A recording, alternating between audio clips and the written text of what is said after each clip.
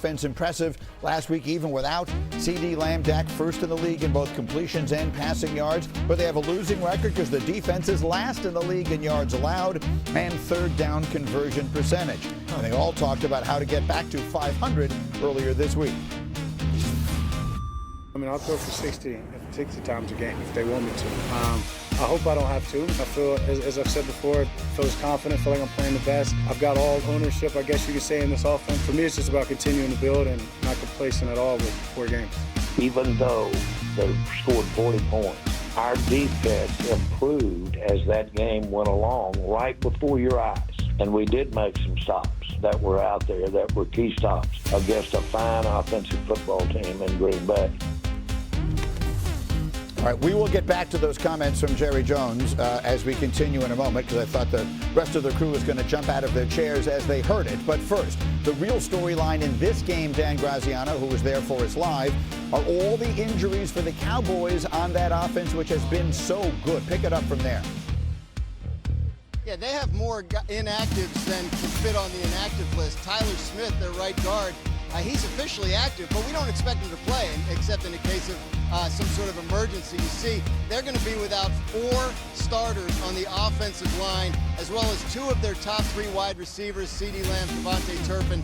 So they are banged up on the offensive side of the ball. Fortunately for them, their quarterback is playing at an extremely high level, and they'll look to him to carry them. Now, to Jerry's comments about that defense, the defense has been rough. There's no question about it. They know they need to get better, especially on the back end. I had a chance to talk to the defensive coordinator, Matt Eberflus, here on the field a short time ago. He said it's getting better. Trevon Diggs and Deron Bland getting healthier by the week, and that's encouraging. Diggs, they sat down at the beginning of last week's game. He's been having some issues adjusting to the scheme.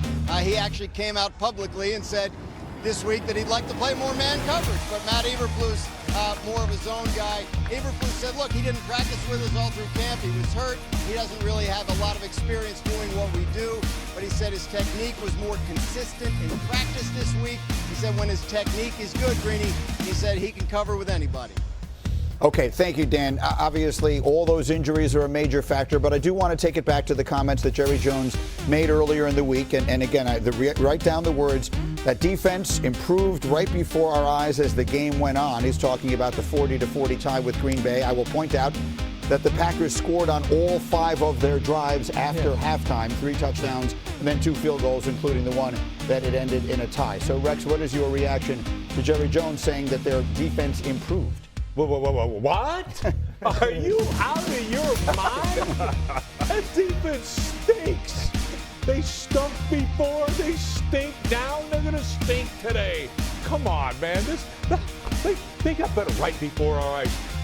I'll be honest with you. They remind me of the 85 Bears or the 2000 Ravens. I'm not kidding. They are locked down. Alex Smith, you don't want to face that defense, my friend. Look, they are absolutely garbage. They really are garbage on all 3 levels. So, I mean, I guess when you hold a team to a field goal, good for you. Congratulations. They only kicked a field goal. Congratulations. But this defense is holding them back. It's holding back the entire organization. And they will today. I'm telling you, I think the Jets win this game. Graz is talking about the defensive backs that are getting used to the scheme now and starting to play their techniques better in practice. I mean, are we in minicamp?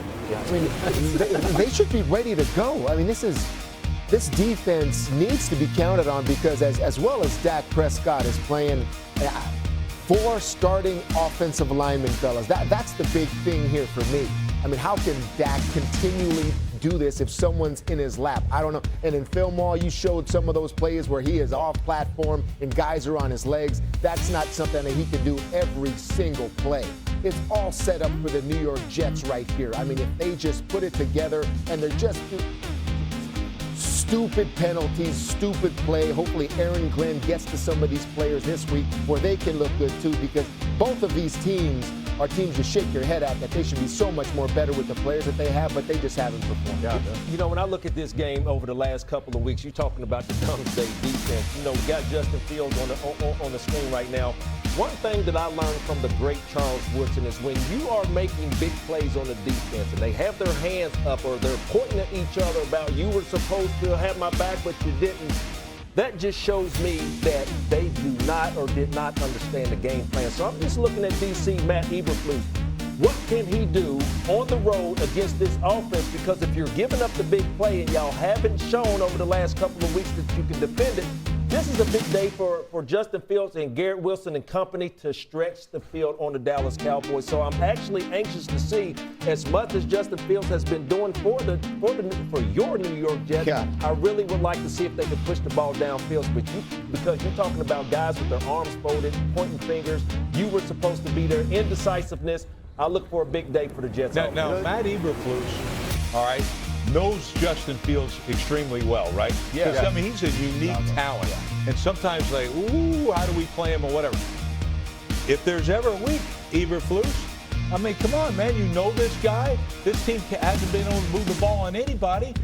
You should show up today. They're going to show up to the tune of about 350, 400 yards today and about 27 points. Yeah, I agree with you, Rex. I like the Jets' chances in this. Listen, I think Brian Schottenheimer's done a really great job on the offensive side of the ball. We've talked about how well Dak's playing, as good as ever, maybe the best in the NFL. But this offense has carried a heavy burden all year. And now to be down 4 offensive linemen and 2 of your best players outside, like, I don't know if it is enough. And then just the crazy comment to say our defense improved. Right, you gave up 40 at home. You really only got the field goal, by the way, because the clock ran out. Right, like in the extra period, I don't think they have enough. They're not playing at nearly close enough a level. And again, going on the road to New York, I think a Jets team that obviously I think has the ability. It's been so Jekyll and Hyde, but they can run the ball now. Justin Fields is so good, obviously doing a lot of the RPO, run-driven stuff from the quarterback position. I think they got a great chance today. And what's been a big threat for this team also is their special teams in terms of Dallas. At Cavante Turpin, who's one of the most dangerous returners in the game, he gets you good field position. Yes. He's out. He's out too, and so it's tough sledding. You know, we said early on week 1 we were talking about Aaron Glenn and what he was going to bring to the New York Jets, organization. And one thing that really stood out to me is being able to have a guy like Sauce Gardner travel. He traveled earlier in the first couple of weeks. With all the injuries on the offensive side of the Dallas Cowboys, you got Turpin out, you got Lamb out. George Pickens is the only option on the outside for wide receiver. So I would like to see if Sauce Gardner can go over there on George Pickens. You know why? Because that leaves Jake Ferguson in the running game. See what type of game plan Aaron Glenn comes out. We'll see. Sauce Gardner has had a lot of penalty issues this year. He's been frustrated. Johnson, the Saints tight end Greeny, active today. Okay. So it's a messy injury list, to say the least, for the Baltimore Ravens. Kimberly Martin is covering that game for us today, the Ravens and the Texans. Kmart, obviously a tough go of it today for the Ravens, who are already without Lamar.